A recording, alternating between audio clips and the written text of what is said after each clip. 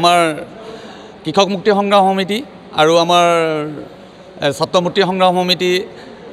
কৃষক সভা আৰু মৰাণ ছাত্ৰ সন্থা মৰাণ সভা আৰু প্ৰমুখ্য কৰি গোটেইকেইটা দল সংগঠন আছোঁ তেওঁলোকে আমাক যি ধৰণে সমৰ্থন দিলে আজি মিটিঙত এটা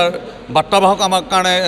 অৰুণাচলৰ পাতৰ সন্দৰ্ভত যে তেওঁলোকে অসমত প্ৰৱেশ নিষিদ্ধটো কৰা তেওঁলোকে আমাক সম্পূৰ্ণ সহযোগ কৰিব আৰু তাতোতকৈ ডাঙৰ কথা কি আজি যিসকল ফেক্টৰী আমাৰ এই তিনিচুকীয়াতে পাত উৎপাদন কৰি তেওঁলোকে চলাই আছে তেওঁলোকৰ কেইবাজনো আমাৰ ফেক্টৰী কৰ্তৃপক্ষ আহিছিলে তেওঁলোকৰ লগত আমাক এটা সহায়পূৰ্ণ আলোচনাত আগবঢ়ালে তেওঁলোকৰ মত প্ৰকাশ কৰিছে যে যেনে ধৰক আপোনাৰ বাৰ্মা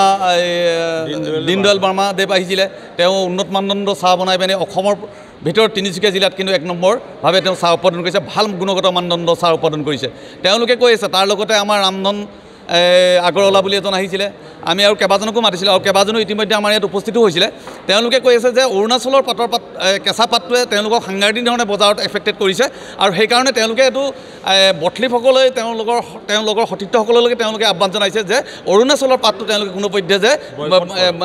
বটলিফসকলে নেমাৰিবৰ কাৰণে তেওঁলোকে আহ্বান জনাইছে এই মঞ্চখনৰ পৰা তো আমি এই দীনদয়াল বৰ্মাদেৱক ৰামধন দেৱক বা আমাৰ যিসকল আমাৰ এই আজি বটলি ফেক্টৰী এছ'চিয়েশ্যনৰ মালিকসকল আহিছিলে তেওঁলোকক আমি ধন্যবাদ জ্ঞাপন কৰিছোঁ তেওঁলোকে যে অৰুণাচলৰ পাত ক্ৰয় নকৰোঁ বুলি আমাক যিটো প্ৰতিশ্ৰুতি দিছে আমি তেওঁলোকক ধন্যবাদ জনাইছোঁ পুনৰ সদৌ অসম ক্ষুদ্ৰ চাহ খেতিয়ক সন্থা তিনিচুকীয়া জিলা সমিতিয়ে আচলতে ক্ষুদ্ৰ চাহ খেতিয়কসকলৰ সমস্যাবিলাকক লৈ আজি সকলো তিনিচুকীয়া দল সংগঠনক লগত লৈ এখন সভা আয়োজন কৰিছে তাত আমি কৃষক মুক্তি ছাত্ৰ মুক্তিৰ ফালৰ পৰা আমাৰ কথাখিনি ৰাখিছোঁ বিশেষভাৱে আপোনালোকে জানে যে ক্ষুদ্ৰ চাহ খেতিয়কসকলে যিখিনি সমস্যা ইয়াতে জড়িত হৈ পৰিছে তেখেতসকলৰ MSP কথাটো ইয়াতে আমি কৃষক মুক্তিৰ ফালৰ পৰা টানিছোঁ সমান্তৰালভাৱে চৰকাৰীভাৱে বিভিন্ন লোকক আচলতে বিভিন্ন ধৰণৰ হিতাধিকাৰীৰ জৰিয়তে বান্ধি ৰখা হৈছে কিন্তু ক্ষুদ্ৰ চাহ খেতিয়কসকলক আজিৰ পৰ্যন্ত কোনো ধৰণৰ চৰকাৰী আঁচনিয়ে ঢুকি নোপোৱা কথাটো আমি ইয়াতে ৰাখিছোঁ সমান্তৰালভাৱে সাৰ হওক বা অন্যান্য চাহ বাগিচা কৰিবৰ কাৰণে উৎসাহিত কৰিব পৰাকৈ এইবিলাক ক্ষেত্ৰত ছাবচিডিৰ ব্যৱস্থাটো কি ধৰণে কৰিব পৰা যায় এই তিনিটা কথা বতৰা আমাৰ বক্তব্যত এই কথা বতৰাবিলাক ৰাখিছোঁ সমান্তৰালভাৱে আমি আৰু এটা কথা এড কৰি দিছোঁ যিটো তেওঁলোকৰ ভাষণ প্ৰসংগত ক্ষুদ্ৰ চাহ খেতিয়কসকলে ৰাখিছে আৰু এই কথাটো 100% সত্য যে অৰুণাচলী চাহপাতৰ সন্ত্ৰাসৰ কাৰণে অৰুণাচলী চাহপাতৰ উপদ্ৰৱৰ কাৰণে আমাৰ তিনিচুকীয়াবাসীয়ে ডিব্ৰুগড়বাসীয়ে আৰু চৰাইদেউবাসীয়ে লগতে নাগালেণ্ড চাহপাতৰ উপদ্ৰৱৰ কাৰণে আমি প্ৰকৃত চাহপাতৰ যিটো দাম এই দামটো আমি পোৱা নাই আপোনালোকে দেখিছে যে অলপতে 5 দিনকৈ চাহ বাগিচা ফেক্টৰীবিলাক বন্ধ হৈ গ'ল